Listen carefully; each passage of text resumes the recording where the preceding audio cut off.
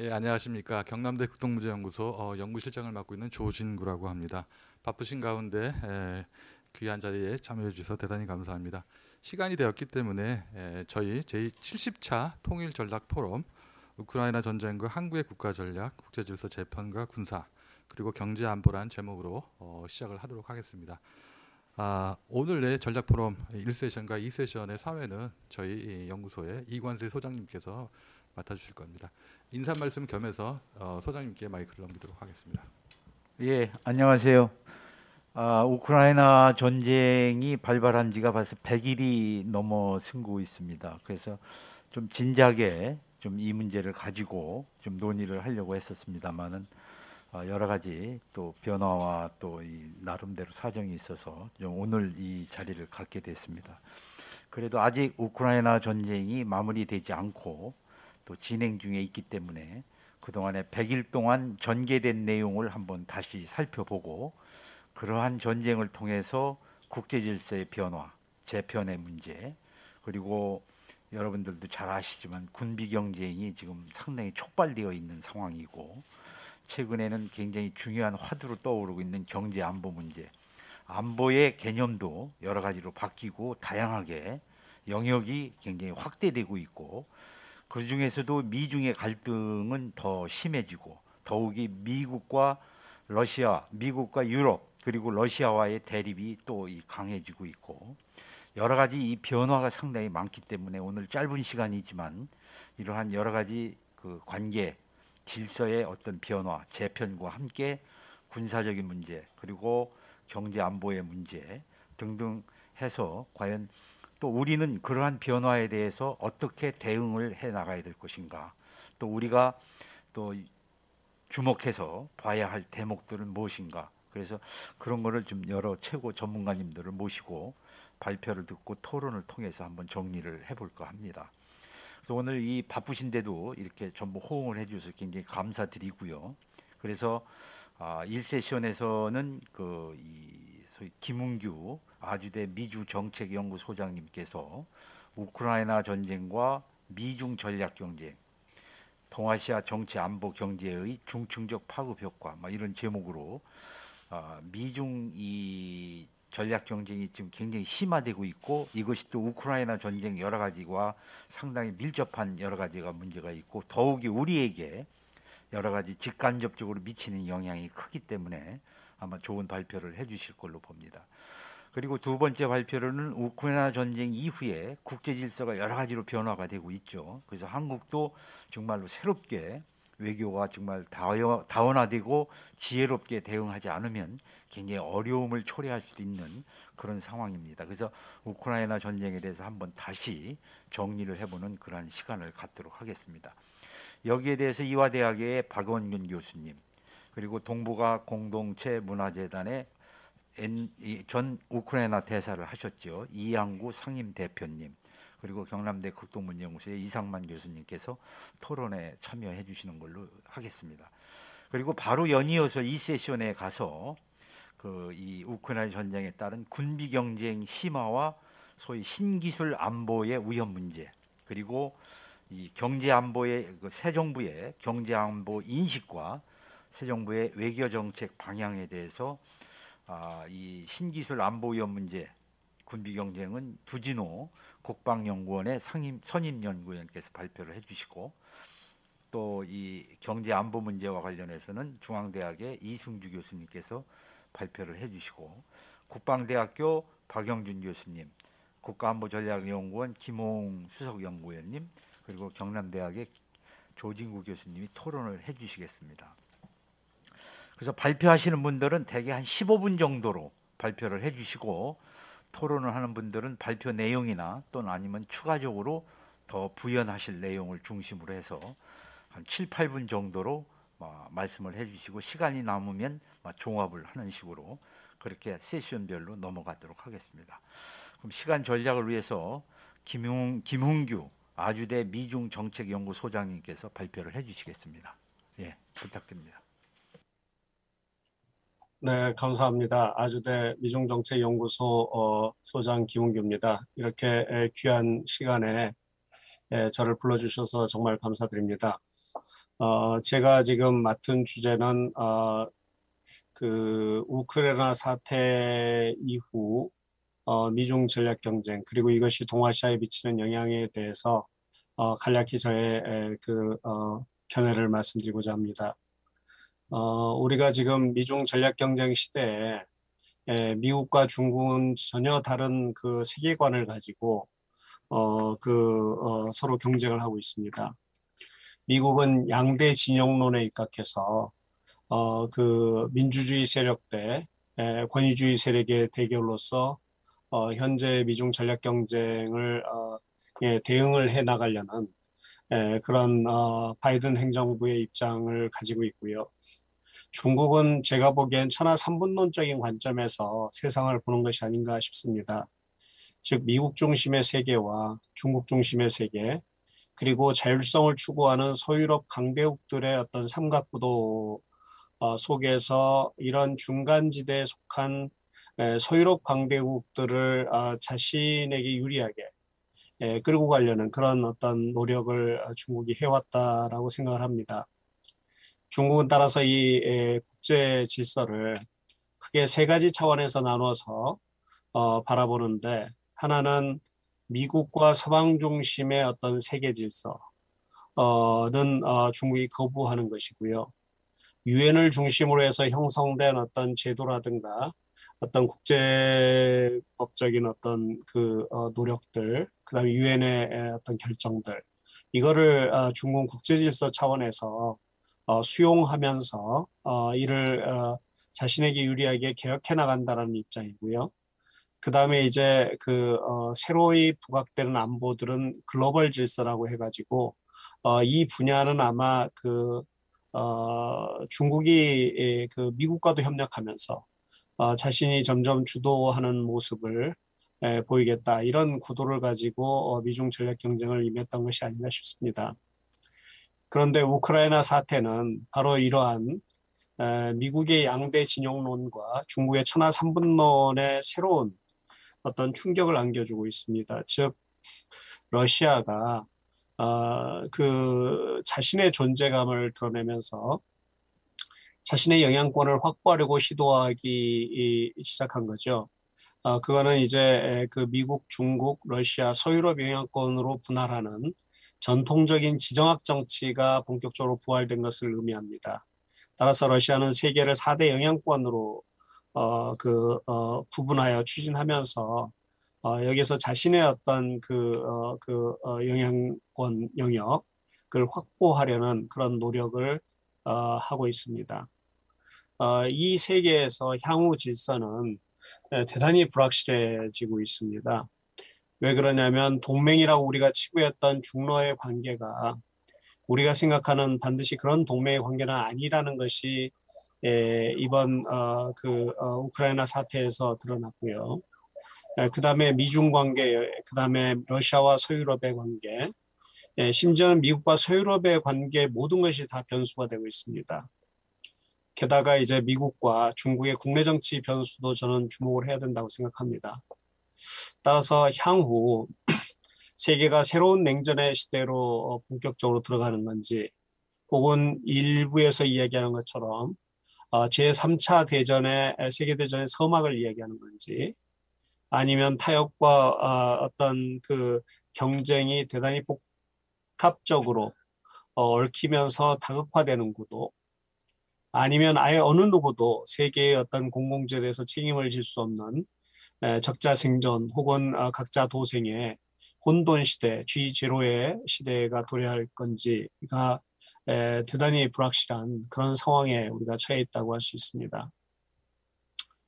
바이든의 인도 태평양 전략은 기존의 트럼프처럼 맹목적으로 중국을 압박하는 전략에서 벗어나서 중국과 경쟁하면서 협력할 것은 협력하고 중장기적인 차원에서 중국을 압박해 나가겠다라는 입장입니다. 그래서 중국과 직접적인 충돌의 의사나 의지가 없다는 것을 미국 바이든 행정부는 계속 중국에 이 얘기를 하고 있고, 장기적인 경쟁이다라고 이렇게 규정을 한 바가 있습니다. 이건 아마 중국도 받아들인 서로 공유하는 어떤 현재의 어떤 상황일 겁니다. 그런데 이제 우크라이나 사태로 인해서 미국과 러시아, 중국의 전략적 삼각관계가 새로이 어떤 그 뭐랄까요, 그 교차로에 서 있는 것이 아닌가라는 생각이 듭니다. 미국은 현재 확실한 것은 러시아와도 직접적이고 전면적인 군사 충돌은 하지 않겠다라는 입장이고요. 핵심은 이제 그 서유럽 국가들 그리고 동맹 국가들의 단결과 협력을 통해서 러시아에 그리고 중국에 대항하겠다 이런 생각을 가지고 있는 것 같습니다.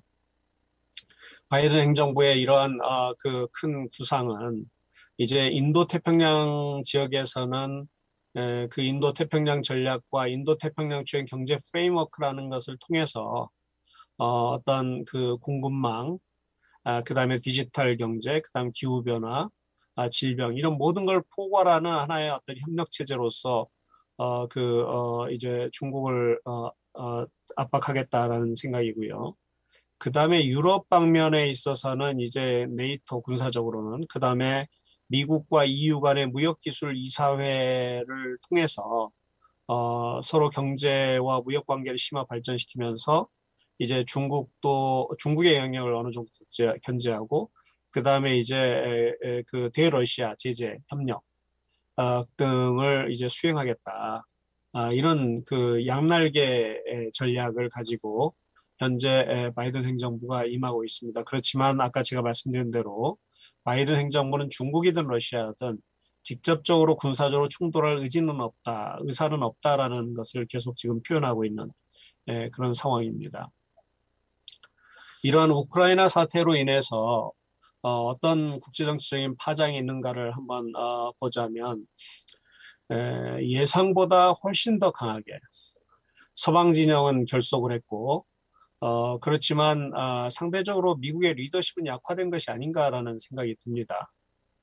독일은 물론 소구 국가들이 대러시아 연합을 강화하면서 특히 독일의 재무장은 대단히 의미심장합니다. 이는 아마 미국의 리더십이 부재한 혹은 약화된 세계에서 독일이 어떻게 생존해야 되는가에 대한 고민을 반영한 것이 아닌가 그런 생각이 들고요. 이거는 아마 일본도 비슷할 겁니다. 일본의 재무장은 제가 보기에는 필연이라고 생각이 들고요. 미국은 그동안 경원시했던 이란이라든가 베네수엘라 혹은 사우디아라비아 등 국가들과 아마 관계를 재설정해야 되는 그런 고민에 빠져 있을 겁니다. 그리고 전략적으로 미국은 과연 러시아와 혹은 중국과 일방을 견제하기 위해서 협력을 해야 될지 그렇지 않아야 될지 혹은 브레진스키가 그토록 경계했던 소위 말하는 유라시아 지역, 러시아와 중국의 어떤 협력 구도 대 미국의 협력 구도로 가는 것은 피해야 되는데 이것을 그대로 받아 수용할 수밖에 없는 건지 이런 것이 지금 대단히 큰 우려 속에서 혼돈스러운 상황에 있는 것이 아닌가라는 생각이 듭니다.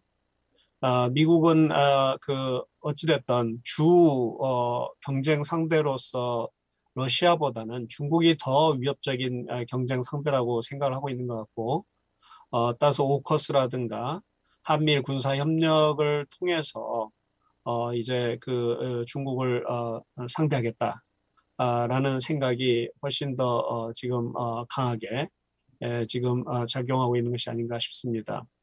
그런데 문제는 우크라이나 사태로 인해서 이제 주어질 어떤 파장들, 특히 그 에너지 가격, 그 다음에 식량 문제 등으로 인한 인플레, 이런 경제적 압박 속에서 과연 서구 사회가 그리고 다른 이제 지역 국가들이 현재의 어떤 대러시아 혹은 대중국 협력 전략을 계속 유지할 수 있을지가 대단히 중요한 관건인데 쉽지 않아 보인다는 게 제 판단입니다.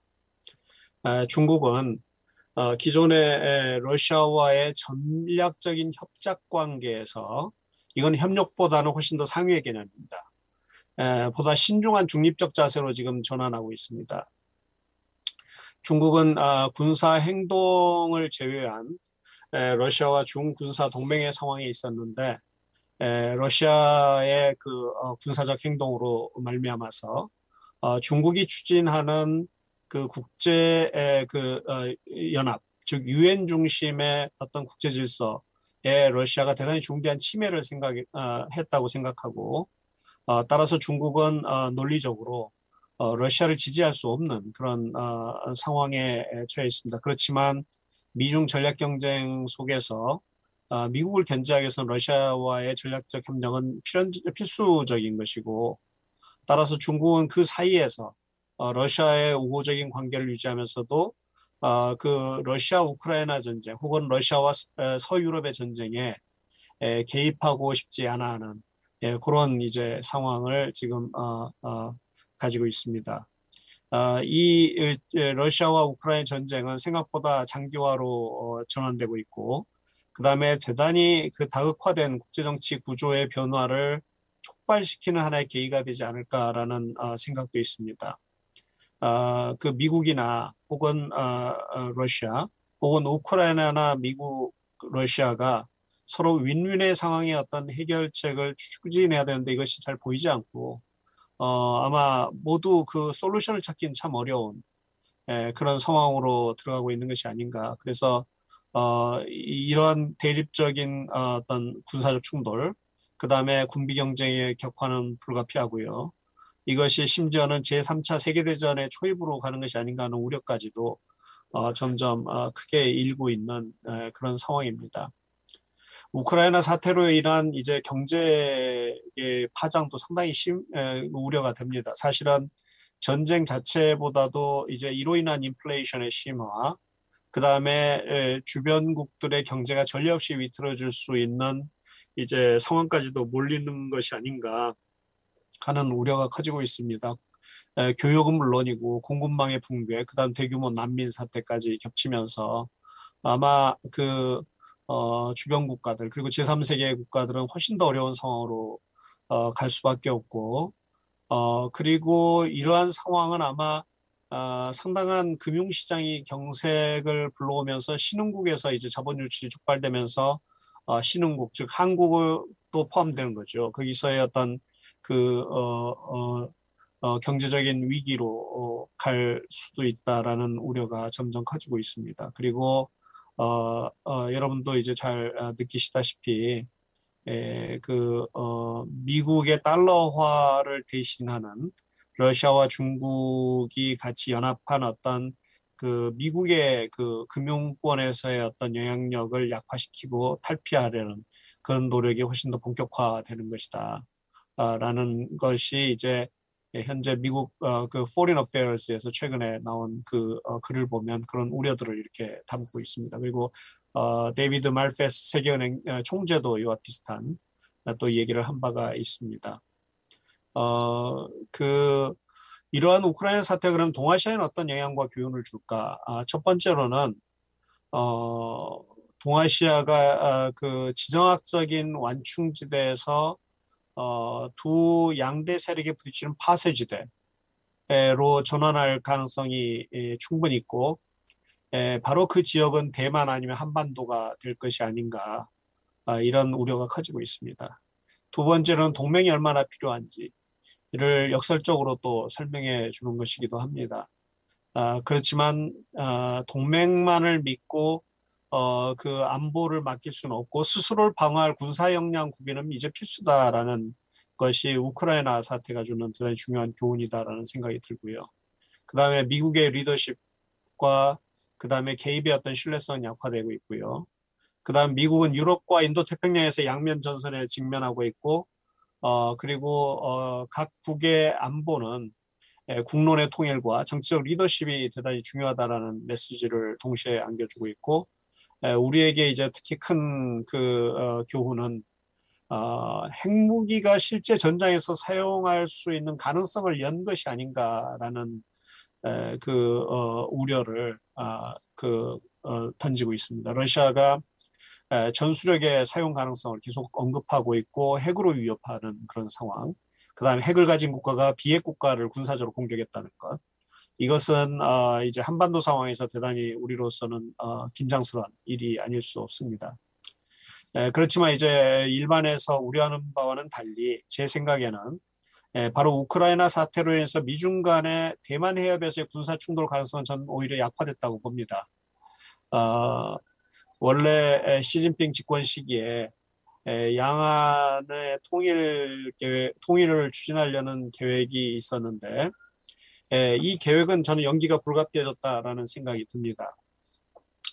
1대1로 추진으로 인한 세계적인 투자금에 대해서 미국이 전면적인 자금 동결을 할 때 제가 보기에는 중국은 상당히 곤혹스러운 상황으로 갈 수밖에 없고, 그 다음에 서방이 생각보다 훨씬 더 강하게 단결하고 있고, 그 다음에 전쟁이 그렇게 중국의 계산대로 단시간 내에 끝나지 않을 수도 있다, 확전될 수도 있다라는 우려가 훨씬 더 강하게 일고 있는 그런 상황입니다. 그래서 더군다나 미국의 신뢰성이 추락하고 있기 때문에 이 동북아 지역은 미국의 그 어떤 그 대중 전선에 있어서 가장 핵심적인 영역인데 여기에서의 후퇴란 것은 바로 미국의 어떤 국제사회에서의 어떤 리더십 혹은 자신의 위상의 급격한 추락으로 연결될 수 있기 때문에 미국은 훨씬 더 강하게 대응을 할 수 있고 따라서 미중 간의 그 대만 해협에 있어서 군사 충돌 가능성은 전 더 약화됐다고 봅니다. 그리고 마지막으로 북한의 핵 미사일 역량은 더 강화될 것이고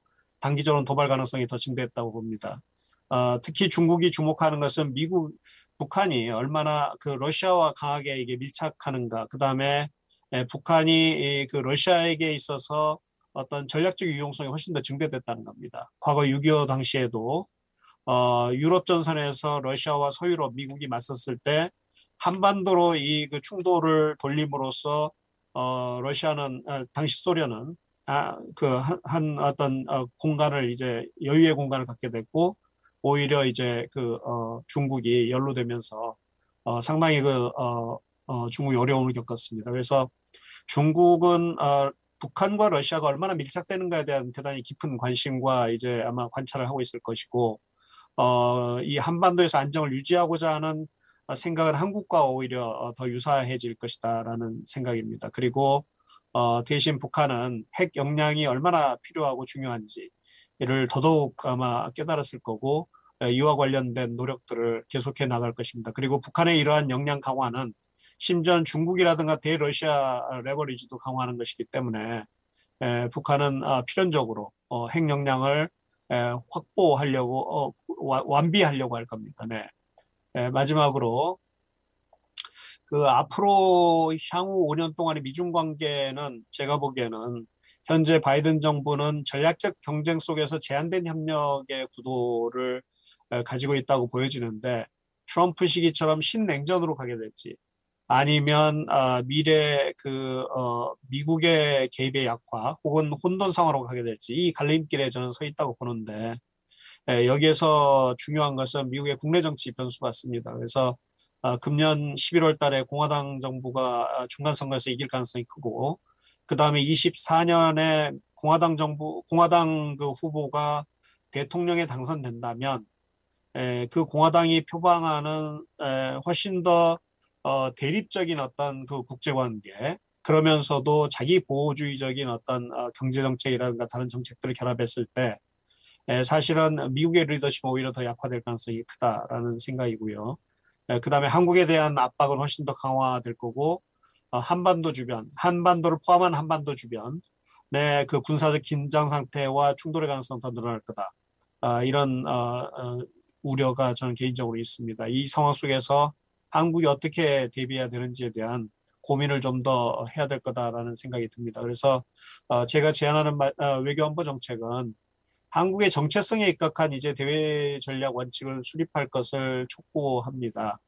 과거에는 한미동맹 위주로 모든 것을 우리가 해결해 나가려고 했다면 그리고 이제 문재인 정부에서는 우리 자체의 어떤 그 역량과 협력을 통해서 이런 외부적인 압박을 해소하려고 했다면 그 모든 것이 사실은 지금은 작동하지 않는 그런 상황이 아닌가 싶습니다. 그리고 미중의 압박은 훨씬 더 앞으로 강화될 것이고요. 그래서 우리가 스스로 우리의 원칙, 우리의 어떤 그 나름대로의 유연한 어떤 생존 전략을 갖지 않으면 상당히 어려운 상황에 직면할 수도 있겠다. 그런 의미에서 이제 윤석열 정부의 현재 한미동맹 중심의 어떤 외교안보 전략에 대해서는 제가 보기에는 우려를 어느 정도 표할 수밖에 없는 그런 상황입니다. 그래서 핵심은 결국은 우리가 미국과는 포괄적인 전략 동맹으로 가는 건 전 맞다고 생각합니다.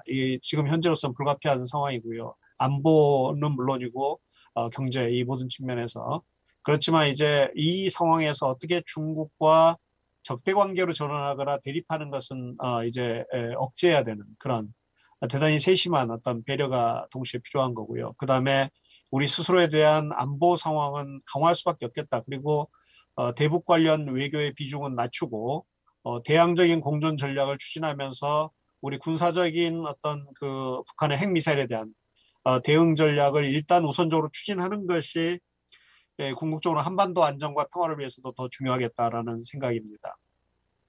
그리고 마지막으로는 이제 이러한 그 혼돈의 시기, 미국의 리더십이 약화되는 새로운 세계, 그리고 그 양대 진영론, 천하 삼분론, 그다음 4대 영향권론이 충돌하는 이 세계 속에서 주요 중견 국가들과 결국은 공생을 전제로 해서 새로운 국제 질서 형성을 위해서 우리가 더 적극적으로 일을 해야겠다라는 생각입니다. 그래야만이 이렇게 그 강대국들의 어떤 세계의 어떤 패러다임의 변화를 놓고 충돌한 이 과정 속에서 그나마 우리 대한민국 그다음에 중견 국가들의 어떤 그 생존 공간을 확보하는 그리고 새로운 세계 질서에 있어서 우리가 그 나름대로의 인풋을 넣는 어떤 그런 공간은 분명히 열리고 있고 그에 대해서 우리가 좀 더 신경을 많이 써야겠다라는 생각을 해봤습니다. 네, 고맙습니다. 예, 감사합니다.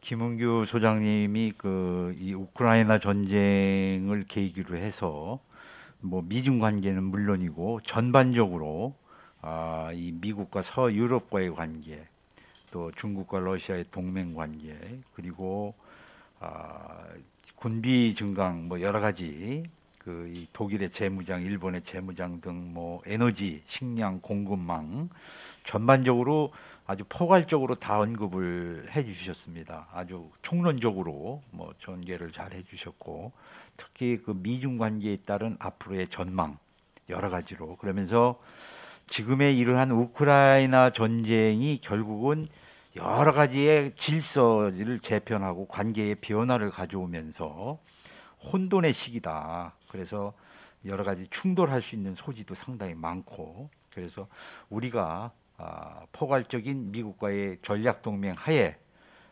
추진을 하되 중국과의 관계를 어떻게 할 것인가 그리고 우리 스스로 안보 역량을 강화하기 위해서 어떻게 해나갈 것인가 특히 북한의 핵미사일이 고도화되는 이러한 절박한 상황에서 어떻게 대응을 해서 한반도의 평화와 안정을 추구할 것인가 그래서 이러한 변화 속에서 공생을 하면서 새로운 국제 질서의 변화 속에서 어떻게 대응을 해갈 것인가가 상당히 중요한 그러한 시점이다. 그리고 경제적인 면에서도 상당히 어렵고 특히 미국의 그 대내 정치의 변수가 여러 가지 또 이 앞으로의 변화를 가져올 수 있는 요인이 된다 등까지 아주 포괄적으로 설명을 잘 해주셨습니다.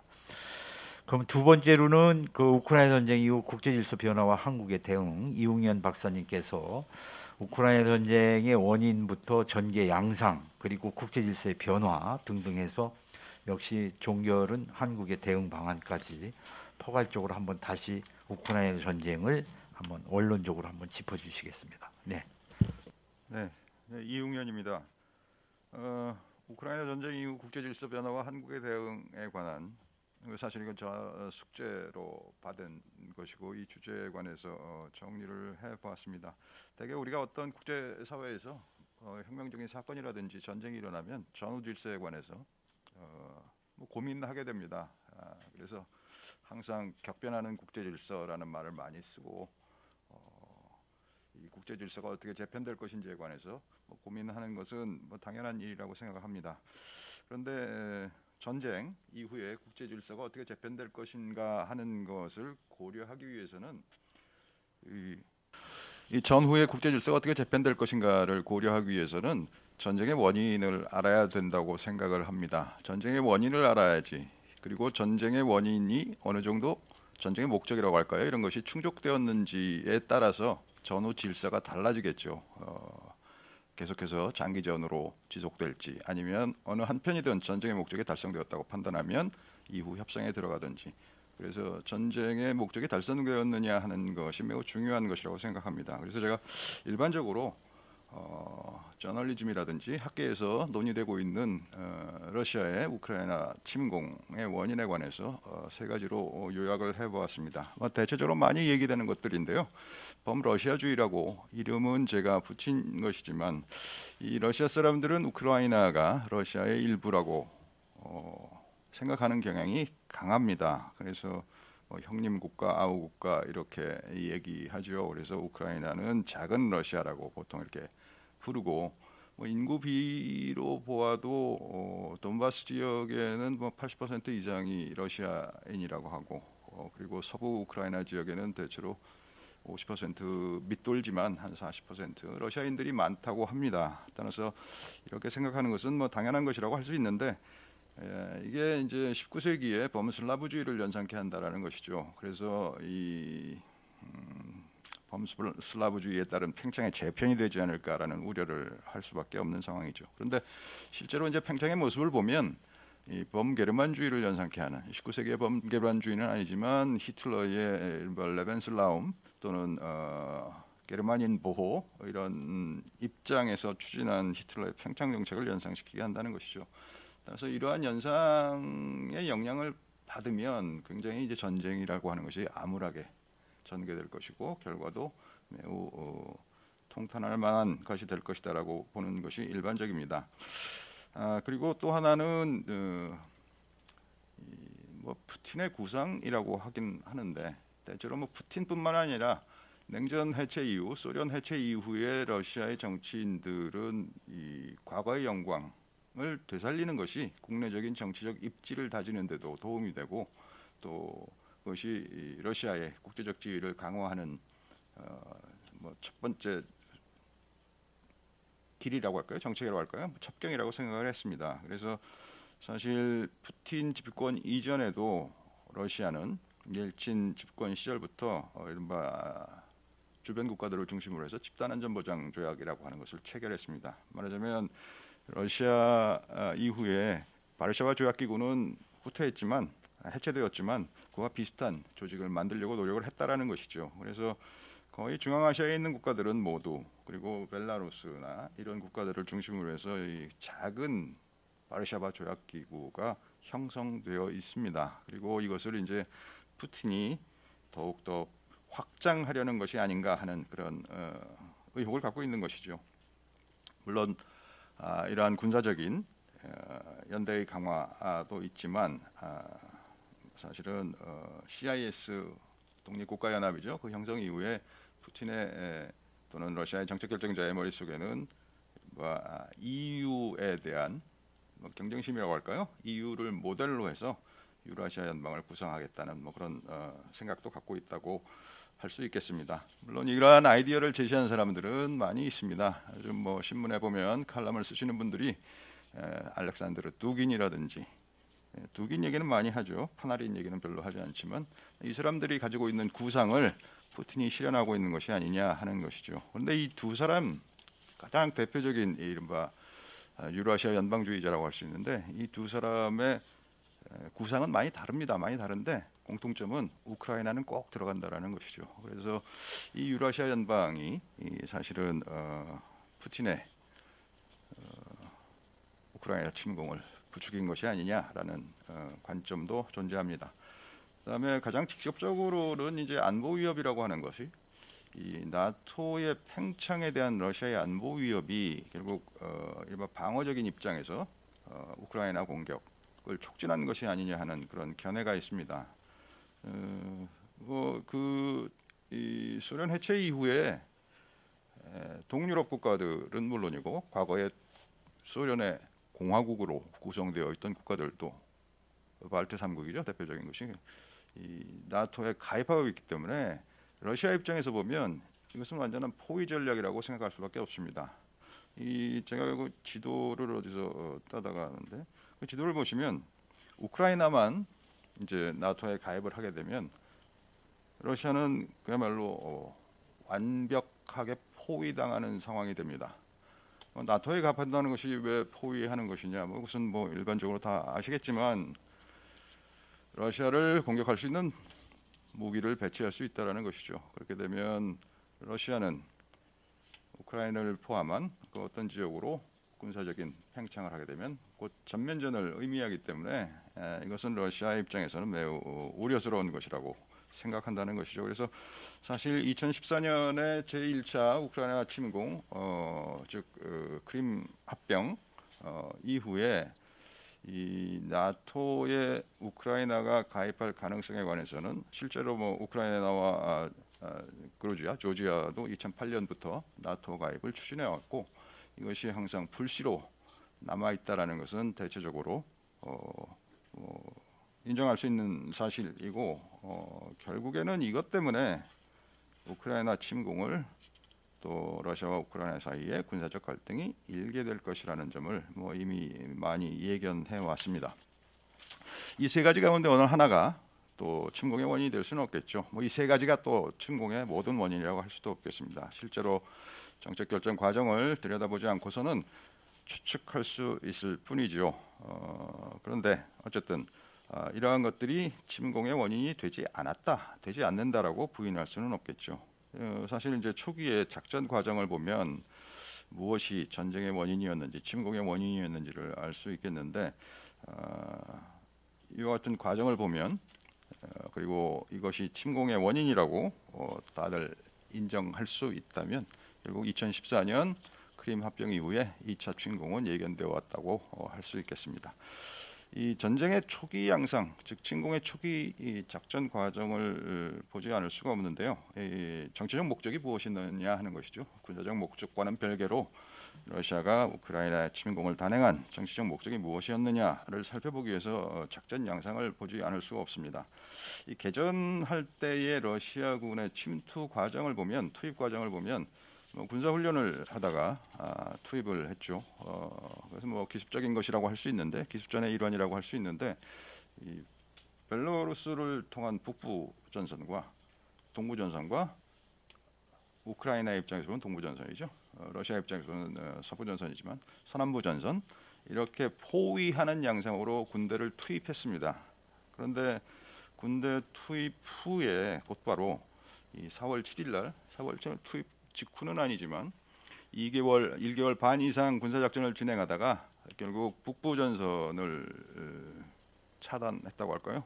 병력을 후퇴시키고 동남부 지역에 집중하게 됩니다. 이것은 초기의 작전 목적이라고 하는 것이 우크라이나의 포위 그리고 키이우를 점령한 뒤에 중립국가를 만들든지 아니면 괴뢰 정부를 만들 것이라고 생각할 수가 있겠습니다. 그런 목적이 있었기 때문에 포위 양상으로 군사력을 전개했다고 볼 수가 있는데 결국 보급 병참 노선이 길어지면서 러시아는 항상 전통적으로 유럽에서 전쟁을 할 때 이 보급 병참 노선이라고 하는 것이 고질적인 문제였습니다. 따라서 이것을 통합 전선을 형성하면서 결국은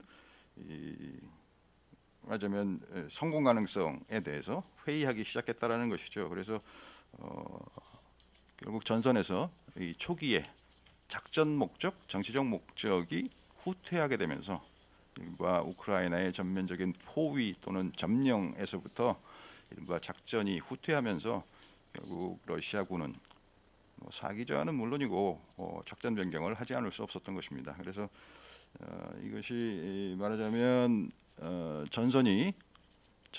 전투가 길어지면서 러시아의 정책 결정자들, 지도부도 매우 착잡했던 것으로 생각할 수가 있겠습니다. 그래서 결국은 핵무기를 사용한다든지 이런 전술 핵무기를 사용할 수 있다는 언급을 한다든지 이런 상황이 되었던 것이죠. 이 전술 핵무기를 사용할 수 있다라는 언급이 있은 이후에 사실 국제사회에서 매우 우려했죠. 핵 공격을 감행할 것이냐 하는 것입니다.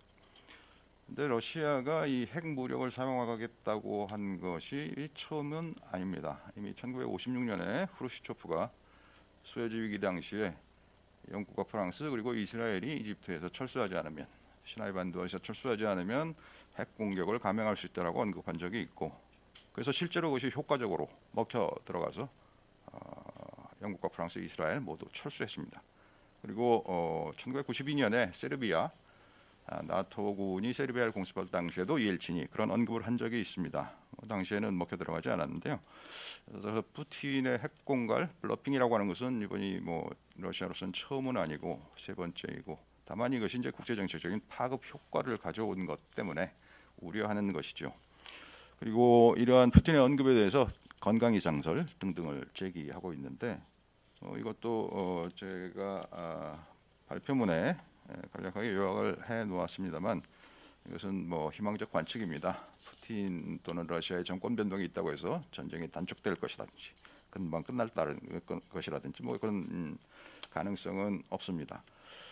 모든 것들이 어떻게 보면 러시아의 한마디로 요약을 하자면 계산착오라고 할 수 있는데, 결국 이러다 보니까 협상 가능성도 줄어들게 됩니다. 사실 러시아가 전쟁 목적을 초기에 달성했으면 적극적으로 협상에 응했을 것이고, 우크라이나는 응하지 않았겠지만 국제정치의 논리상, 생리상 사실상 러시아가 일찌감치 전쟁 목적을 달성하고 협상에 돌입했으면 서방 국가들은 1938년에 체코슬로바키아의 경우처럼 우크라이나의 이익을 희생시키면서 협상에 응했을 가능성이 큽니다. 그런데 그것이 결국 러시아의 작전 목적 그리고 초기 작전이 실패하면서 협상은 결국 어려워지고 있다고 보아야 되겠죠.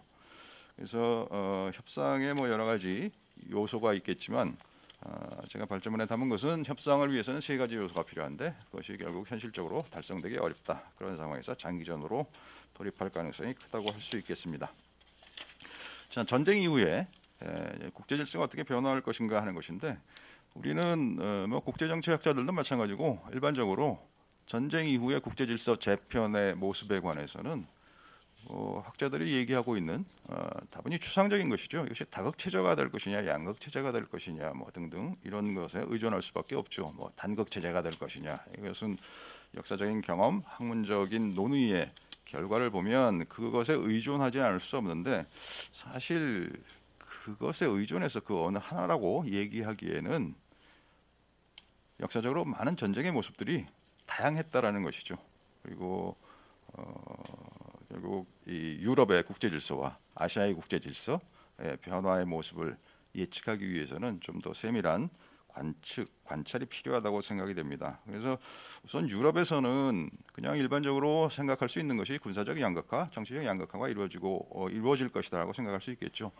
앞서서 말씀드린 침공의 원인 가운데 이른바 두 번째 군사적 대립 관계가 진행되어 왔다라는 점을 살펴본다면 이것이 전후에 크게 바뀔 가능성은 보이지 않습니다. 나토와 CSTO의 즉 나토와 미니 바르샤바 조약기구 미니 WTO의 대립은 지속될 것이라고 볼 수가 있고요. 그다음에 정치적으로 이 사실 유라시아 연방이 더욱더 강화된다면 우크라이나의 전쟁이 어떻게 끝날지 알 수는 없지만 유라시아 연방이 뭐 당장 해체될 것도 아니고 이 강화를 추진할 것이기 때문에 사실은 정치적인 양극화가 유럽에서도 진행될 것이라고 판단할 수밖에 없습니다. 다만 이것이 이제 냉전 상태일 것이냐 하는 것이죠. 그래서 보통 우리 신냉전이라는 말을 많이 쓰는데, 저는 이 신냉전이라는 말을 자꾸 언급하는 것에 대해서 뭐 개인적으로는 거부감을 가지고 있습니다. 이 신냉전이라는 말은 사실 매우 많이 등장을 했습니다. 강대 국가들의 대립이 있을 때는 항상 신냉전이라는 말을 쓰고, 그 신냉전이라는 프레임에 갇히면 뭐 정확한 판단이 어려울 경우도 있는데, 1979년 아프가니스탄 침공 이후에 사용되기 시작한 두 번째 냉전, 신냉전이라는 말이 2014년 크림 합병 이후에도 등장을 했습니다. 뭐 심지어 미중 관계를 설명하는 데도 사용되고는 하죠. 그래서 과연 이것이 이제 신냉전 또는 냉전의 재래라고 할 수 있느냐? 냉전과는 상황이 많이 다르죠. 신냉전은 또 대땅때를 전제로 하기 때문에 우크라이나 전쟁 이후에 신냉전이라는 말은 적합하지 않다고 생각을 하고, 냉전이라는 것도 냉전 체제에서 뭐 여러 가지 경쟁적인 요소가 있었습니다. 초강대국들 사이에. 그런데 지금은 이 전쟁 이후에 유럽의 전선이라고 하는 것은 사실은 러시아가 봉쇄되는 상황이 될 가능성이 큽니다. 말하자면 러시아를 중심으로 한 진영과 유럽 국가들 EU를 중심으로 한 진영, 구미 미국을 포함해서 그 진영과의 상대적인 힘의 관계라고 하는 것이 군사적인 것을 제외하면 사실 러시아가 약세에 있다고 할 수밖에 없습니다. 그래서 전쟁 이후의 양상이라고 하는 것이 그야말로 양극 체제, 냉전 체제라기보다는 러시아 봉쇄 쪽으로 흘러가지 않을까라는 생각입니다. 물론 경제적인, 문화적인 교류나 국가들 사이의 교류, 양진영 사이의 교류는 전면적으로 차단되지 않을 것이라는 점을 전제로 합니다. 2014년 이후에도 그래 왔습니다. 사실 경제 제재를 한다고 하지만 그 실효성이라는 것이 의문이기는 했습니다. 이것이 아시아의 동북아를 중심으로 한 국제 질서에 어떻게 파동, 영향을 미치느냐 하는 것인데, 사실 아시아의 전선과 아시아의 국제 체제와 유럽의 국제 체제가 연동한다고는 할 수가 없습니다. 이것은 뭐 냉전의 시작과 냉전의 해체 과정에서 우리가 경험해 본 바이기도 하고, 그러나 다만 지금의 우크라이나 전쟁이 동북아 지역의 행위자, 중요한 행위자인 미국과 중국은 간접적으로, 미국 역시 간접적이긴 하지만 모두 다 관여하고 있다는 점에서 아시아의 국제 질서에 영향을 미치겠죠.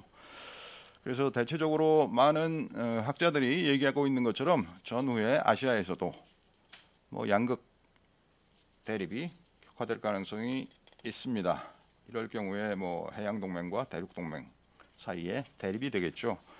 그래서 결국 한미 동맹 또는 한미일 삼각연대, 이것을 강화하자는 논의가 운위되는 것은 뭐 당연한 것이고, 제가 그 얘기를 다시 여기서 강조하지 않더라도 뭐 강조하는 쓸데없는 일이라고 생각이 됩니다. 다만 한국은 이러한 한미 동맹 강화론자들이 득세하고 또 한미일 삼각연대가 중요하다고 주장하는 사람들이 등장하는 가운데 어떻게 세부적으로 이에 대해서 대응할 것이냐 하는 것이죠.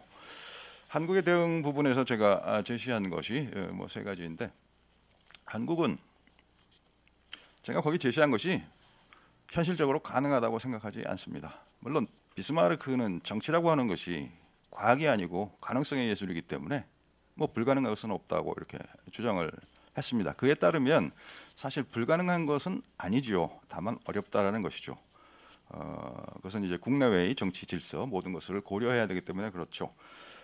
이론적으로 가능한 일이라고 생각하고 정치적인 역량에 따라서 가능한 것이라고 생각이 됩니다. 첫 번째가 바이파티전 디플로머시를 해야 된다는 것이죠. 초당적인 협력 외교를 해야 된다는 것입니다. 이것은 우리가 항상 한미동맹 강화론을 주장할 때 빠지는 딜레마가 뭐냐면, 일단 첫 번째 동맹의 딜레마라고 하는 것이 있죠. 미국에 너무 말려 들어감으로써 미국의 정책을 따라야 하는 경우가 생기거나, 아니면 따라가지 않으면 방기되는, 버려지는 이 동맹의 딜레마가 있고, 이것은 뭐 한미 군사 협력에 있어서도 예를 들면 어떤 특정한 무기의 수출입 또는 지원 면에 있어서까지 영향을 미치기 때문에 이것을 고민하지 않을 수가 없고요.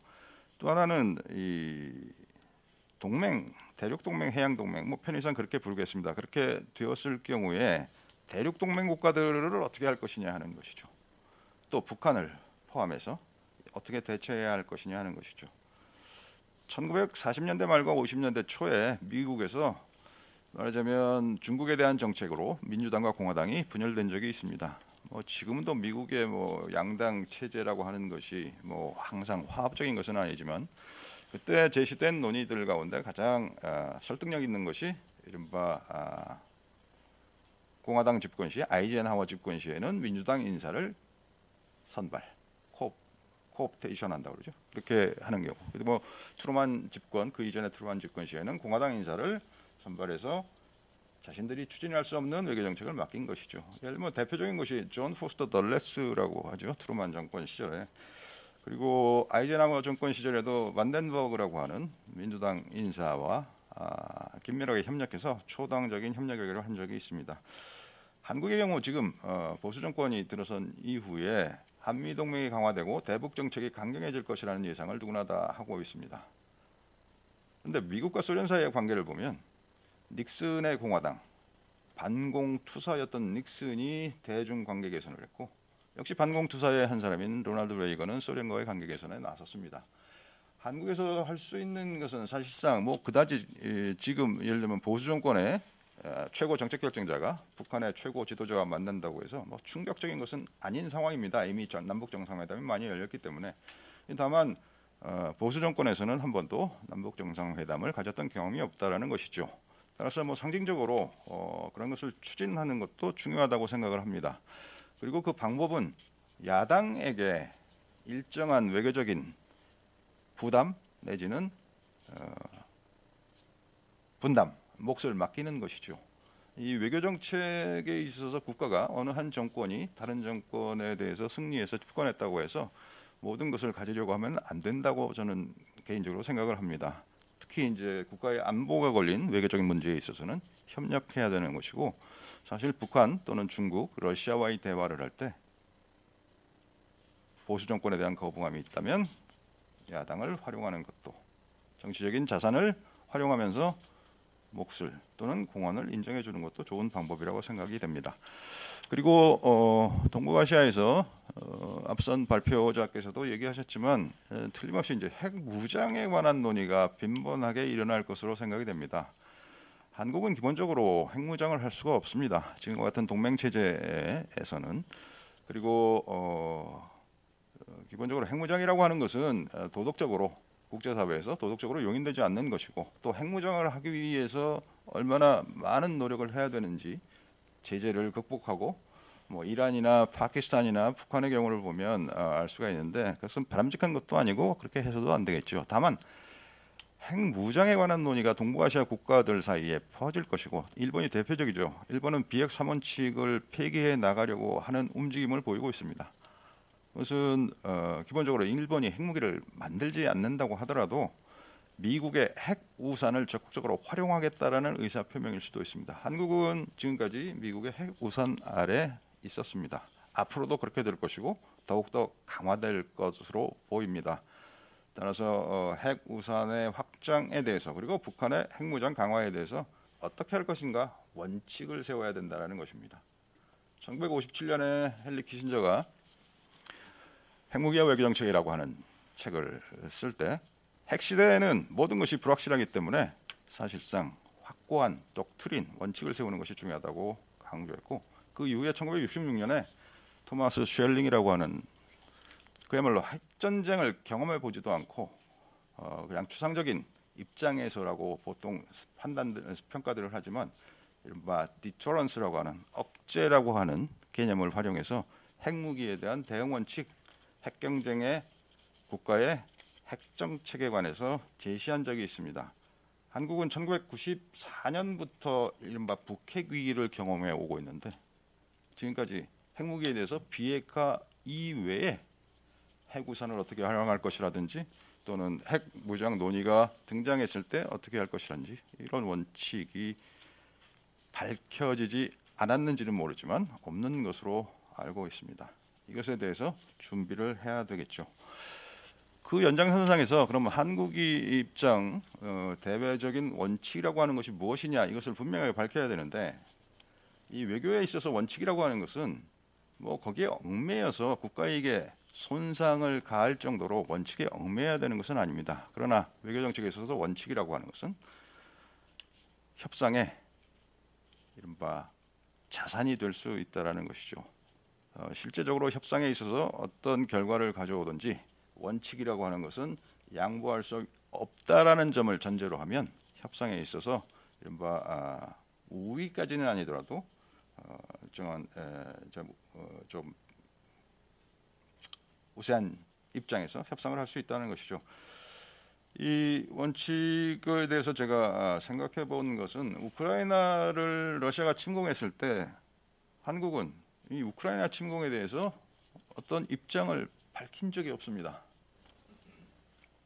결국 뭐 전략적 모호성이라고 보통 얘기들을 하지만, 오늘날 국제사회에서 전략적 모호성이라는 것처럼 우스꽝스러운 말이 어디 있습니까? 분명히 이것은 러시아의 눈치를 보는 것이고, 러시아와의 경제관계 또는 대륙국가들과의 여타 관계를 고려한 것이라고 얘기할 수 있겠죠.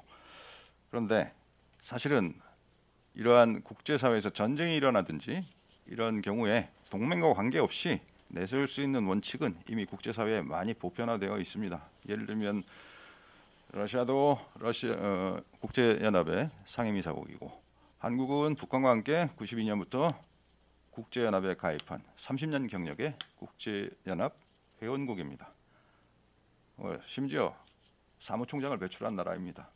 근데 어떤 국제적 사건이 터졌을 때 한국은 과문의 소치인지는 모르겠는데 유엔의 원칙, 유엔의 입장에 관해서 외교적인 원칙으로 표방한 것을 제가 들어본 적이 없습니다.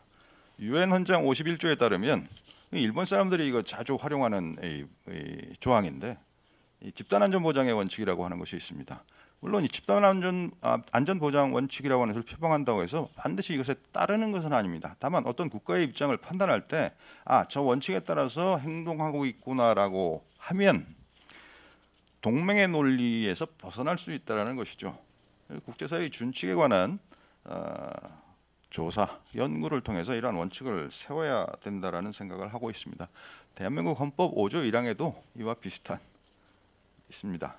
이것을 원칙으로 내세우는 것은 외교적으로 손해를 보거나 국가 이익에 침해가 되거나 협상의 지위가 약화되거나 이런 것은 아니라고 생각이 됩니다.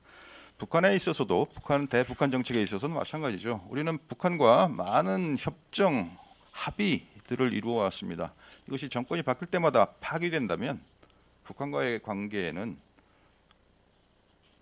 현재의 상황이 반복될 수밖에 없는 것이죠. 따라서 기존의 문서들을 지키거나 하는 것이 국가 이익에 손상을 가하지 않는다면 이것을 원칙으로 삼는 것이 중요하다고 생각합니다. 중국과 러시아의 관계에 있어서도 마찬가지죠. 우리는 보통 안미경중 이런 얘기를 하면서 경제는 어떻게 중국에 의존하면서 안보는 미국에 의존해야 되지 않냐 이렇게 생각하는데 사실 이것을 러시아, 북한을 포함해서 포괄적으로 바꿔나갈 수밖에 없다고 생각을 합니다. 정경분리라고 하는 말하자면 과거처럼 이 냉전 시대는 아니지만 동맹의 양국화가 이루어지고 있는 상황에서 이런 원칙들을 반복적으로 강조하면서 내세우면서 러시아와 중국 그리고 북한과의 관계를 현상 이상으로 개선해 나갈 수밖에 없다는 생각을 합니다. 제가 좀 시간이 오버돼서 죄송합니다. 이것으로 마치겠습니다. 예, 수고하셨습니다. 우크라이나 전쟁의 원인 그리고 러시아가 이 침공을 한 목적 또 더 나아가서 러시아의 구상 이런 거를 상세히 설명을 해주시면서 좀 계산 착오가 있었던 것 같다. 그리고 작전이 실패함에 따라서 협상 가능성은 쉽지 않고 장기전에 조립할 가능성이 크다. 그러면서 이제 앞으로 여러 가지 이런 우크라이나 전쟁으로 인해서 생길 수 있는 문제에 대해서 한국의 대응, 특히 핵무장 문제도 상당히 이제 논의가 많이 될 것 같은데 거기에 대해서 원칙도 세워야 되고 대외 정책에 대해서 분명한 원칙을 갖고 대응을 해야 되겠다. 그리고 공화당 미국의 공화당 정부 때 닉슨이나 레이건 때 소련과 중국과의 관계 개선을 했다. 그래서 이 초당적 협력 외교 차원에서 뭔가 해나갈 수 있는 거. 그래서 원칙을 하여간 지키면서 해야 되겠다. 그래서 하여간 이 우크라이나 전쟁의 러시아의 어떤 목적, 구상, 생각 이런 것에서 파생되는 여러 가지 문제점에 대해서 또 말씀을 재미있게 잘 해주셨습니다. 시간이 좀 많이 가서 토론하실 분들이 이제 박원건 교수님, 이양구 대표님, 이상만 교수님 한 5, 6분 정도로 특히 두 분 발표한 거에 대해서 직접적으로 코멘트할 게 있으면 해주시고 아니면 보충적으로 조금 더 보완할 거 있으면 해주시는 걸로 핵심적인 것만 자료가 나와 있으니까 그렇게 해주시면 될 것 같습니다. 박원근 교수님 부탁드립니다. 예, 귀한 자리에 초청해 주셔서 감사합니다. 앞부분에서 두 분 김문교 교수님, 유익영 박사님 말씀하신 것에 대해서 기본적으로 많이 배웠고요. 핵심만 몇 가지 코멘트를 하고 질문을 드리도록 하겠습니다. 일단 저도 이게 워낙 이 세션의 첫 번째 우리 주제가 신냉전의 도래인가 다극체제로의 재편인가 큰 담론을 던져서 얘기를 시작하기 때문에 저도 거기에 맞춰서 이 토론문을 작성했는데요. 우크라이나 전쟁은 신냉전의 시작인가? 앞에서 이용현 박사님이 말씀하신 것과 뭐 결론은 저도 같습니다. 이 신냉전으로 보기에는 여러 가지 어려움이 있다. 냉전으로 치환하기에는 이념적 정향이 분명치 않고, 그리고 현재 나타나는 상황도 보면 뭐 민주주의 국가인 인도, 인도네시아, 멕시코, 브라질, 남아프리카 공화국, 이스라엘 등이 대러시아 제재에 동참하지 않고 있다라는 문제도 보이고요. 또 김은규 교수님 말씀해 주신 것처럼 중국과 러시아 간 밀착 정도도 그렇게 그 상호 간의 밀착 정도가 크지 않다라는 것. 물론 뭐 말로는 무한 협력을 러시아에 대해서 중국이 공포를 하고 있지만 실질적으로 이루어지지 않는 모습들이 보이고 있다. 이것은 뭐 중국과 러시아의 역사에 대해서 조금만 우리가 들여다보면 서로 간에 믿지를 않죠. 상호 간에 불신과 경쟁, 오해 등이 있고, 뭐 지금은 미국이라는 공동의 적이 있기 때문에 편에 의한 결합이다라고 생각을 합니다. 그래서 이제 그런 부분에 대해서는 이걸 신냉전으로 보기는 아직 어렵다라고 생각이 되고요. 그렇다면 두 번째 제가 던진 질문은 그 강대국 정치의 부활인가? 이 부분도 앞에 이웅현 박사님 말씀에 저도 동의를 합니다. 러시아가 서방을 상대할 만한 충분한 국력을 갖추지 못했다라는 것이죠. 전체적으로 IMF 예측에 따르면 러시아 경제력은 향후 5년간 대폭 하락한다라는 것. 그리고 오히려 러시아가 우크라이나를 불법 침공함으로써 나토를 상대할 강대국으로서의 나토가 오히려 강화되는 모습들이 보이고 있다라는 겁니다. 그리고 특히 강대국 정치에 대해서 얘기하는 것은 저는 좀 조심할 필요가 있다. 왜냐하면 아직까지 강대국 정치의 모습들은 사실은 강대국이 서로 간의 이해를 오히려 더 반영한 부분이 있기 때문에 이것을 현재 상황에서 얘기하는 게 적절할 것이냐. 뭐 미어샤이머가 사실 뭐 표현이 그렇습니다만 좀 돌을 던졌죠. 뭐 잘 아는 돌이고 오래된 돌이고 또 우리 업계에서 우스갯소리로 업계에서 뭐 키네스 왈츠 다음으로 2위인데 키네스 왈츠가 없기 때문에 1위의 위치에 앉은 그런 사람이 한 얘기이기 때문에 이 강대국 정치에 대한 논의가 불거지고 있는데 이 틀로 보는 것은 저는 개인적으로 굉장히 부적절하다라고 생각합니다. 저는 큰 틀에서 이 우크라이나 전쟁은 푸틴의 불법적인 전쟁이라고 생각합니다. 분명히 그 러시아의 국가의 정체성, 제국주의적인 성향이 이 안에 다 드러났다라고 생각을 하고요. 그렇기 때문에 이 전쟁을 바라볼 때 우리가 이것을 어떻게 읽어내느냐는 매우 중요하다라고 생각합니다. 아까 이용현 박사님 말씀에 나토 포위론 뭐 많이 듣던 얘기인데요. 저는 그 얘기를 들을 때마다 영어를 써서 죄송합니다만 wag the dog이라는 표현이 있습니다. 생각이 납니다. 꼬리가 몸통을 흔든다라는 거죠.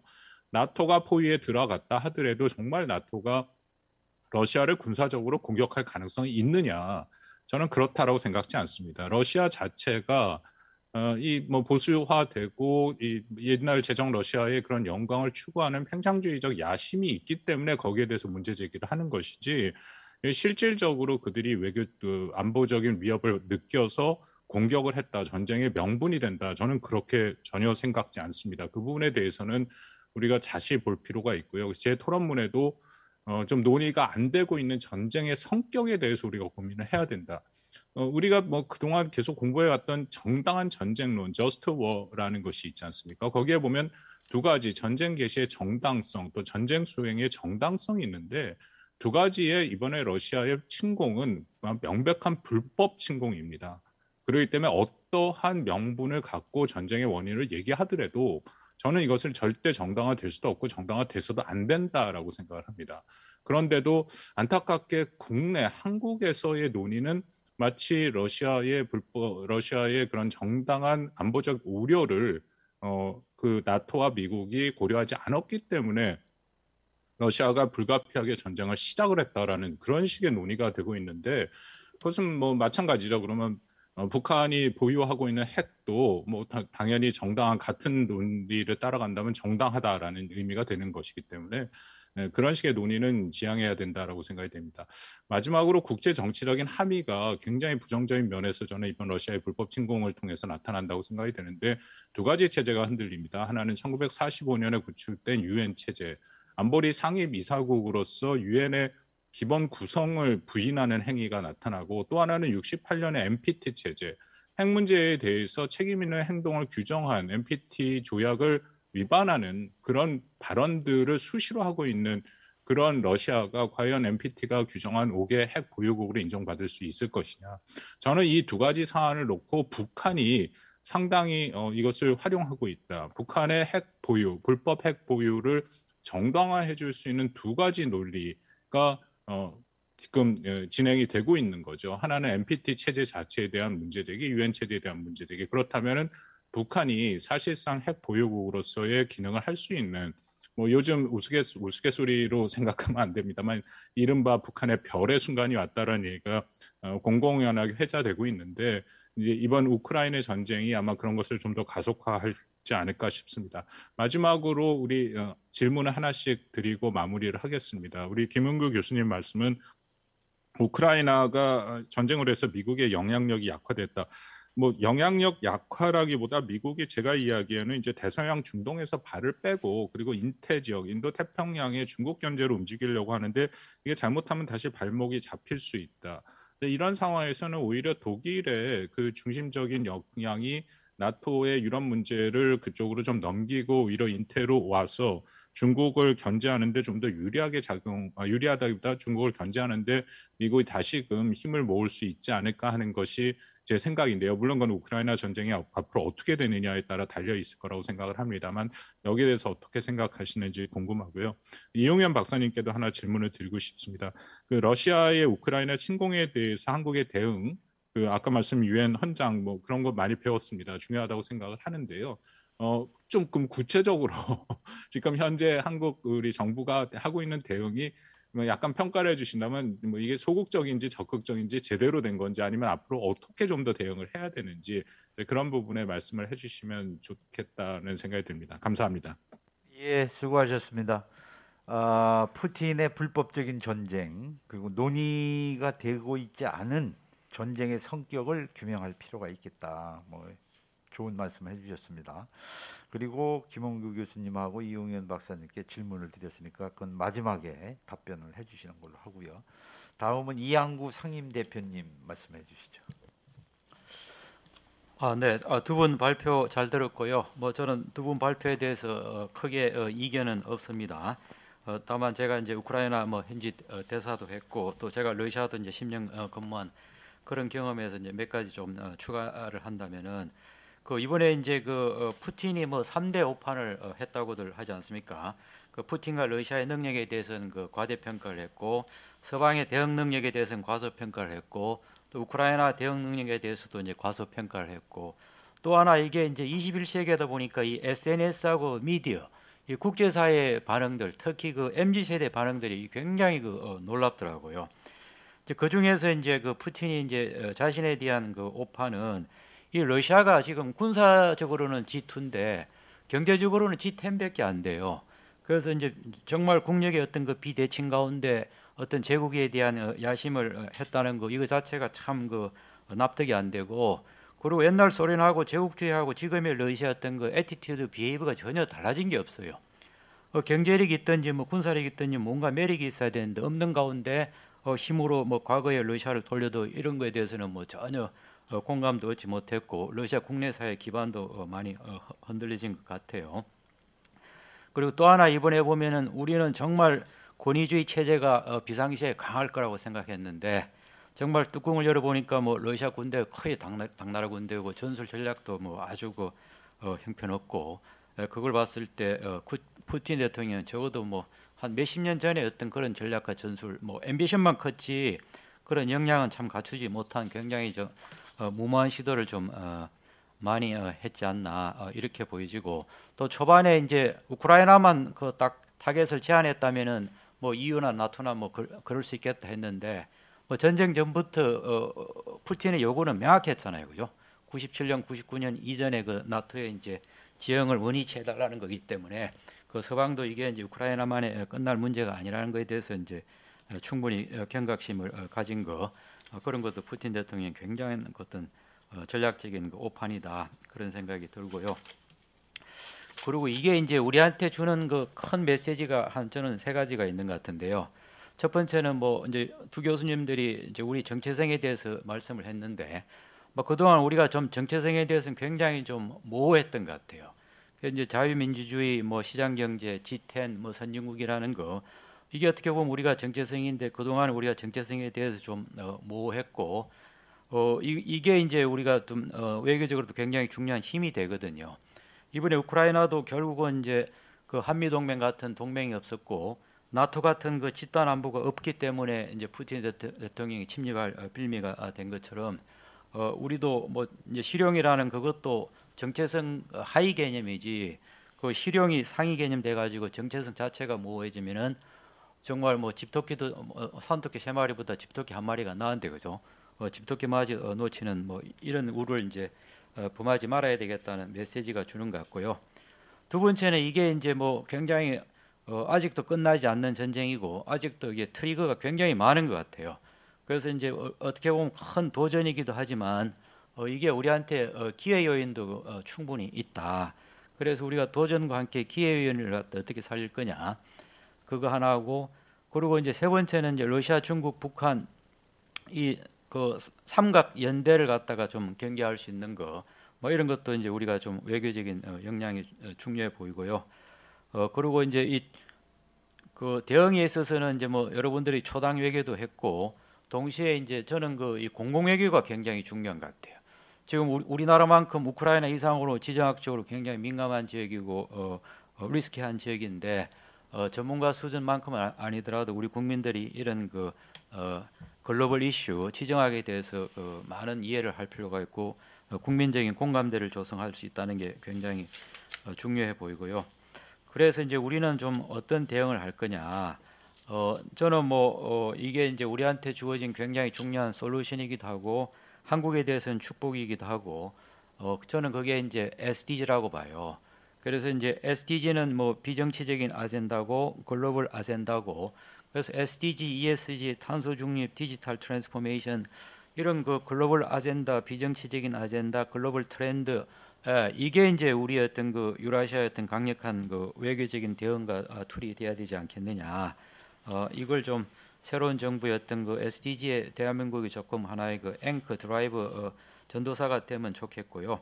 그래서 단기적으로는 뭐니 해도 뭐 푸틴은 이번에 뭘 동원돼도 이거는 명분이 안 되는 전쟁이고 또 푸틴의 어떤 승리는 뭐 이게 유엔의 질서 자체가 와야 되는 거고 정말 국제사회가 이제 각자 도생하는 그런 모두의 비극이 되기 때문에 단기적으로는 역시 이제 우크라이나가 전쟁에 승리하는 동시에 우크라이나의 전후복구에 우리가 좀 역량을 좀 지켜야 할 필요가 있는 것 같아요.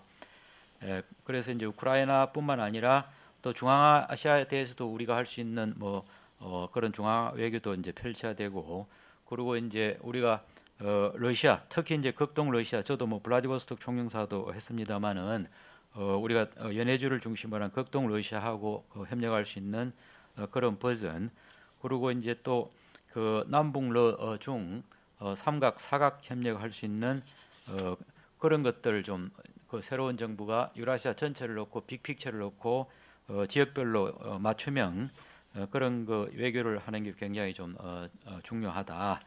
그리고 이제 꼭 또 명심해야 될 게 이 러시아를 좀 왕따시키고 고립시켜서는 안 되는 것 같아요. 이거는 뭐 푸틴의 전쟁이지 우리가 러시아 국민 자체를 우리가 적대시할 필요는 없을 것 같고요. 또 이번 전쟁에 뭐 어떤 형식이든지 푸틴 정권의 하나의 이제 종말은 올 수 있다. 그래서 뭐 우리도 그런 상황에서 좀 우리의 어떤 그 외교였던 그 전략과 정책을 좀 잘 깔 필요가 있고 마지막으로 이게 그 트리거가 뭘까? 이것 계속 지금 끝나지 않는 전쟁이기 때문에 저는 이 트리거가 뭔지 이게 확전이 될 수도 있고 전술 핵무기 사용일 수도 있고 또 하나는 이번에 러시아가 굉장히 잘못된 행태 중에 하나는 그 원자력 발전소를 갖다가 침공하고 점령하고 이 원전 자체를 갖다가 인질화하고 테러할 수 있다는 거. 그래서 이런 것도 아직 끝나지 않는 불씨 같아요. 그래서 하여튼 뭐 두 분 발표들 잘 들었고 저희들은 이런 SDG를 중심으로 해서 우크라이나부터 유라시아 전체에 대해서 우리만의 맞춤형 외교를 좀 본격적으로 전개할 필요가 있다. 이걸 좀 강조하고 싶습니다. 네, 감사합니다. 네, 수고하셨습니다. 또 다른 측면에서 우리가 대응해 나가는 데 있어서 여러 가지 좋은 안을 제시해 주셨다고 생각이 듭니다. 그럼 마지막으로 우리 이상만 교수님. 네, 이사만입니다. 손님들을 많이 초대해 놓고 또 집에서 또 말을 많이 하면 안 될 것 같아서요. 간단히 말씀드리겠습니다. 일단 그 일주제에서 우리 김은규 교수님은 항상 뭐 회의에서도 만나고 얘기하지만 굉장히 그 포괄적이고 폭넓은 그런 아이디어가 그냥 무궁무진하신 그런 교수님으로 알고 있습니다. 그래서 쭉 읽어보면서 뭐 거의 저희 입장에서도 동의를 하고 그런 겁니다. 그래서 저는 뭐 이제 이 우크라이나 전쟁에 대해서 뭐 크게 잘은 알지 못하지만 두 분의 어떤 포괄적인 그러한 전개와 또 우리 이웅현 교수님의 아주 구체적인 상황을 보면서 좀 이해를 했습니다. 그래서 저는 이 우크라이나 전쟁이 뭐 단순히 그 전쟁이라기보다는 하나의 전체적인 글로벌 수준에서의 어떤 그런 국제 질서가 재편되는 그 신호탄이 아닌가라는 그런 생각을 하고요. 그래서 아무래도 이러한 강대국의 어떠한 대외 정책과 연계해서 봐야 되는데 이제 미국의 전략은 확실한 것 같습니다. 이미 브레진스키 시절에도 그 거대한 체스판에서 그런 얘기를 했습니다. 미국의 대외 정책의 가장 핵심은 유라시아 지역에서 가장 강렬한 맹주의 출현을 막는 거다. 그러면은 유라시아 지역에서의 맹주는 뭐 러시아나 아마 중국 정도가 되지 않을까. 그래서 이미 그러한 러시아나 중국은 미국의 어떠한 그런 범위 내에서 견제를 해야 될 그런 대상으로 인정을 했고, 그래서 이러한 문제들이 이제 서서히 나타나는 것이 이제 그 트럼프 시절에 이제 첨예하게 대립했던 이제 그 미중 무역 전쟁이 이제 도화선이 됐다고 저는 봅니다. 그래서 미국 의도는 분명하고, 그다음에 이러한 미중 간의 전략적 경쟁 과정 속에서 우크라이나 전쟁이 발생을 했고, 그래서 이러한 것들이 우연은 아닌 것 같습니다. 그래서 그러한 식으로 이제 전개가 되면은 아무래도 주변 국가들의 그런 긴장이 고조가 되는 거죠. 그 와중에 이제 한국이 있고 우리 이양구 대사님 말씀하셨지만 우리의 생존 전략의 문제 아니겠습니까? 이런 것들이. 그래서 그러한 우리의 생존과 관련돼서 봤을 때 이미 그 드러나는 것이 혹시 북한이 우크라이나 전쟁을 통해서 오판을 하지 않을까 이런 거. 그다음 두 번째 일본이 이제 강력한 재무장에 돌입하지 않을까라는 이제 그러한 우려를 좀 가지고 있습니다. 그래서 뭐 근자에 들은 얘기에 의하면은 미국이 뭐 전적으로 일본을 신뢰하지 않는다라는 얘기도 있고, 그래서 미국을 등에 업고 일본의 국익만을 추구하는 그러한 국가다라는 인식도 좀 있는 것 같고, 또 두 번째로 이제 또 하나는 북한이 또 중국을 믿질 않아요. 그래서 북한은 궁극적으로 중국을 그렇게 크게 신뢰를 하지 않고 있고, 또 한국도 뭐 미국을 그렇게 크게 믿지를 않는 것 같아요. 과연 뭐 미국이 우리의 어떤 안보를 책임져 줄 수 있다라고까지 확신을 하지 않는 것 같고, 그래서 또 한국에도 일본도 그렇게 믿지 않고, 그래서 상당히 그 불신이 조장되는 그러한 어떤 삼각관계 또는 사각관계가 이렇게 이루어지는 것 같아요. 그래서 이런 것들이 아마 우리와 관련돼서도 동북아나 또 동아시아에 있어서의 혼돈의 시기에 김 교수님 말씀하신 대로 G0의 시기에 접어들었다고 생각합니다. 그렇다면은 이러한 상황 속에서 우리가 대비하고 살아가야 될 그러한 생존의 문제가 등장하게 되는데, 일부 뭐 국내에서도 아까도 말씀하셨지만 뭐 핵무장 얘기도 있고 또 비핵화에 대한 그런 얘기도 있고 이러는데, 그 핵무장론을 우리가 이제 얘기한다는 거는 뭐 이웅현 교수님 말씀대로 직접적으로 우리가 핵을 갖지는 않더라도 어떤 심리적인 압박 전술은 좀 될 수 있지 않을까. 그래서 이러한 것들이 뭐 수면 아래로 가라앉는 것보다는 그래도 좀 수면 위로 올라와서 우리가 그 얘기를 한다는 거는 뭐 궁극적으로 우리가 핵 보유국이 핵보유국으로 가지는 않다 하더라도 우리의 그러한 그 심리적인 가능성을 계속 주변 국가들에 얘기를 하게 되면은 나름대로 우리가 그러한 것을 커버할 수 있지 않은가라는 이제 그런 생각을 가지고 있습니다. 그래서 제가 이제 두 분 교수님한테 질문을 드리고 싶은 건, 저는 뭐 기본적으로 김 교수님이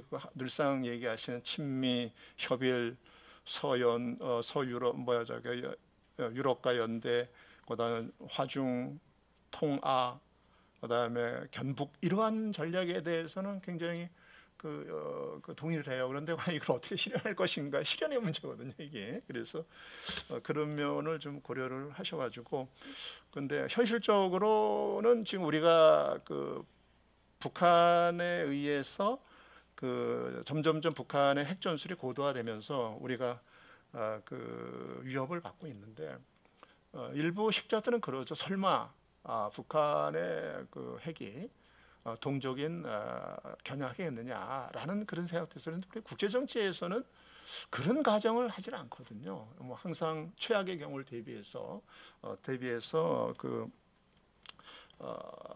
상대방에 대한 상호 확증 파괴력이 증가됐을 때 뭐 동등한 그런 세력 균형도 가능한 얘기거든요. 그렇다면은 김 교수님께서는 우리의 대북, 대중국 상호 확증 파괴력을 어느 정도까지 구비할 수 있을까? 예를 들면 이런 거죠. 한국 자체 핵무장. 두 번째, 미국의 핵전력을 한국에 실전 배치하는 거. 그 다음에 세 번째는 미국의 핵전력 자산을 신속 정확하게 전개시키는 거, 유사시에. 그 다음에 한미일 삼각 동맹. 그러니까 공조는 아니죠. 우리는 공조를 원하지만 실적으로 한미일 삼각 동맹이 필요할까? 여기에 대해서 혹시 김 교수님의 고견을 좀 부탁을 드리고요. 그리고 우리 이웅영 교수님한테는 뭐 가장 그 현실적인 기본적이에요. 오늘도 아침에 전철에서 보니까 기사를 읽다 보니까 러시아발 경제 위기가 굉장히 심각하다. 그러니까 한국에서도 지금 처음으로 무역 적자가 나타났대요. 그래서 연말에 가면은 뭐 상당한 폭으로 적자가 늘었는데, 거의 뭐 원자재 가격, 그리고 뭐 제 친구도 사업을 하지만 지난 토요일 물어봤더니 그 원자재하고 운임비 때문에 계속 그 적자인데 어떻게 이거를 버틸까 걱정이 된다 그러더라고요. 그러니까 그러한 전쟁으로 인해서 러시아 자원 대국이 뭐 그러한 원자재나 공급 이런 데서 경제적으로 상당히 그 우리가 고통을 받고, 앞으로도 뭐 끝나지 않는 이상 러시아 문제가 해결되지 않는 이상은 이제 그게 지속될 건데, 그러면은 단순히 우리가 러시아를 보는 걸 경제적인 그런 측면에서 접근을 해야 될까요? 아니면은 과거 노태우 정부에서 북방 정책을 통해서 중국의 베이징과 모스크바를 통해서 북한을 설득하고 우리의 정체성을 확립하려는 그런 시도가 있었는데, 과연 이러한 것을 러시아의 관계를 앞으로는 어떻게 이렇게 좀 정립해 가면, 뭐 중국이나 러시아는 우리 한반도 문제에 있어서의 뭐 어떻게 보면은 가장 미국 일본 다음으로 큰 그러한 역할을 할 건데, 우리가 거기에 대해서 어느 정도 나름대로의 정립이, 아까 말씀하신 원칙과 어떤 그런 것이 있어야 되는데, 우리는 앞으로 러시아와의 한러 관계를 어떻게 좀 진행을 했으면 좋을까라는 거를 한번 러시아 전문가신 우리 이용현 교수님의 그 고견을 좀 듣고 싶습니다. 네. 여기까지 하겠습니다. 네, 예, 수고하셨습니다. 시간이 이미 예정된 시간을 넘었기 때문에 박원곤 교수님 질문이 하나씩 있고요. 그리고 이상만 교수님 질문이 하나씩 있어서 김홍규 교수님 답변 두 가지 간단하게 듣고, 또 이웅현 박사님 답변을 간단하게 듣는 걸로 해서 이렇게 마무리를 하고자 합니다. 김홍규 교수님 답변해 주시죠. 네, 일단 이상만 교수님 말씀대로 지금 대북 확증 파괴 역량을 어느 정도까지 확보해야 되는가라고 말씀하셨는데, 제 생각은 우리가 보통 국력하면 자강의 역량, 그 다음에 이제 동맹의 역량, 그 다음 국제 연대, 이것들을 총합으로 이렇게 만든 결과인데 현재 같은 상황에서는 저는 자강의 역량이 결국은 핵심이라고 생각합니다. 그래서 우리가 지금 현재 당면한 고민은 우리가 당장 핵을 보유할 수 없고 그리고 미국이 그 전술핵이라든가 어떤 핵 공유를 하는 것을 아마 원치 않는 상황 속에서 미국에 의한 확장 억제 무조건 의존했을 때 우리가 이제 트럼프 2.0이 나타난다면 과연 그것이 어떤 결과를 낳을 것인가. 그리고 만약 중국의 그 부상으로 인해서 영향력이 점차 확대되고 미국의 영향력이 축소해 간다면 그럼 또 어떻게 할 것인가. 그것이 이제 아주 먼 미래가 아닐 수도 있다라는 것이 제 우려고요. 이런 상황 속에서 결국은 한국이 핵은 핵으로만 억제할 수 있다라는 도구마에서도 벗어날 필요가 있다라는 생각입니다. 결국은 공포의 균형을 어떻게 달성할 수 있는가에 대한 진지한 고민이 있어야 되고 우리가 현재 가지고 있는 과학기술 역량과 군사 이 여러 가지 과학의 역량들을 총동원해서 북한도 결코 핵을 사용했을 때 안전할 수 없다라는 그 확인, 그 다음에 우리의 역량, 그 다음에 그와 덧붙여서 당연히 동맹과 이제 국제연대 역량을 확보하는 것이 중요하겠다는 생각이고요. 근데 여기서 핵심은 제가 말하고자 하는 핵심은 핵이 아니더라도 그 다음에 결국 우리의 힘으로 버틸 수 있는 힘이 얼마나 되느냐에 따라서 우리가 이 국제 정세의 판을 앞으로 흔들 수 있는 우리 자체의 어떤 그 공간이 좀 생기겠다. 미국과 중국에 대해서도 우리가 공간이 좀 생기겠다라는 것이 제 문제의식입니다. 이것을 구체적으로 어떻게 할 것인가에 대해서는 이제 아마 다른 계기로 좀 더 이렇게 이 얘기를 할 수 있지 않을까라는 생각이 들고 저는 보관이 있다고 생각합니다. 대통령이 결심하면. 네, 그게 제 생각이고요. 두 번째로 네이토를 독일에 우리 그 박원권 교수께서 말씀하신 것처럼 네이토를 독일에 맡기고 미국은 중국에 더 집중할 개연성이 없는가 이런 얘기도 하셨는데 그건 아마 중국 측에서도 아마 그런 우려를 많이 이렇게 보이더라고요. 중국 측의 글을 보면. 그런데 독일은 사실은 영국이나 이 해양 세력의 가장 큰 위협이었습니다. 그 세계 2차 대전까지 했고요. 그 다음에 유럽의 그 정치 정세는 생각보다 복잡합니다. 그래서 독일의 군비 확장이라는 것이 갖는 의미는 단순히 나토의 확장이라든가 혹은 러시아에 대한 독일의 어떤 힘이 아니고 훨씬 더 탈미국을 넘어선 유럽 자체의 어떤 자율성, 그 다음에 심지어 독일의 자율성까지도 이야기할 수 있는 대단히 의미심장한, 그 다음부터는 변수가 훨씬 복잡해지는 그런 상황에 직면할 수 있다는 겁니다. 그래서 이거는 미국이 통제할 수 있는 선을 넘어서기 시작하고요. 만약 그렇게 된다면. 그 다음 두 번째 제가 여기서 제기하고 싶은 것은 민주주의 국가의 그 위기 상태에서의 내구성입니다. 우리가 지금 러시아로부터 파급되는 그리고 우크라이나 전쟁으로부터 파급되는 위기에 대해서 과소평가하는 것 같아요. 제가 보기에 이제 시작입니다. 본격적으로 아마 그 겨울이 되기 시작하면 서유럽의 국가들은 어마어마한 그 고통에 시달릴 겁니다. 과연 이 상황에서 서유럽이 연대를 유지할 수 있을까? 게다가 공화당의 정책과 같은 그런 것들이 미국의 보호주의적인 정책 우세하게 된다면 결국은 서유럽은 자구책을 구할 수밖에 없는 것이죠. 그 결과가 과연 어떻게 나타날까? 이것은 우리가 생각하는 정의와 부정의 혹은 옳고 그름 혹은 가치에 입각한 어떤 그런 선호를 가지고는 도저히 우리가 그에 대한 답을 찾을 수가 없을 거라고 생각합니다. 그래서 한국 같은 나라는 대단히 냉정하게 가치 중립적인 분석이 필요하고요. 거기서 최선의 선택을 추구하기보다는 최악을 피하고자 하는 노력이 일단은 우선시 되어야 되고요. 그런 차원에서 보면 지금 현재 우리가 우크라이나에 군사적인 어떤 그 무기를 제공한다든가 뭐 이준석 대표가 가서 뭐 대표로 뭐 집권당에 뭐 그로서 하는 저는 대단히 거기까지 나가서는 안 된다고 생각합니다. 우리는 사냥개가 돼서는 안 됩니다. 미국의 사냥개가 돼서도 안 되고 어느 누구의 중국의 사냥개가 돼서도 안 되고 그게 과연 어떻게 할 것인가? 그러려면 훨씬 더 신중하고 훨씬 더 지혜로운 그 움직임이 필요할 겁니다. 물론 우리는 자유민주주의 국가고 이걸 자랑스럽게 생각하고 그걸 통해서 우리가 성공한 국가고 우리는 미국이 성공하기를 원합니다. 그럼에도 불구하고 대한민국의 그 국익 그리고 대한민국의 생존을 위해서 해야 될 일과 해야 하지 말아야 할 일이 저는 분명히 있다고 생각합니다. 그 부분은 우리가 경솔히 생각해서는 안 된다라는 것이 제 입장입니다. 예, 감사합니다. 우크라이나 사태의 파급 효과를 과소평가해서는 안 된다. 이제부터 시작이다. 여러 변화가 이미 나타나고도 있지만 그런 말씀이었습니다. 자, 이웅현 박사님 간단하게 답변 주시죠. 시간이 많이 가가지고요. 예, 네. 알겠습니다. 박원균 교수님 질문이 적극 한국의 대응에 대한 평가 문제였습니다. 적극적이냐, 소극적이냐 또는 적절하냐 어떻게 판단하느냐 하는 것인데 그래서 이 선택을 하라고 하는 것이 매우 어려운 질문입니다.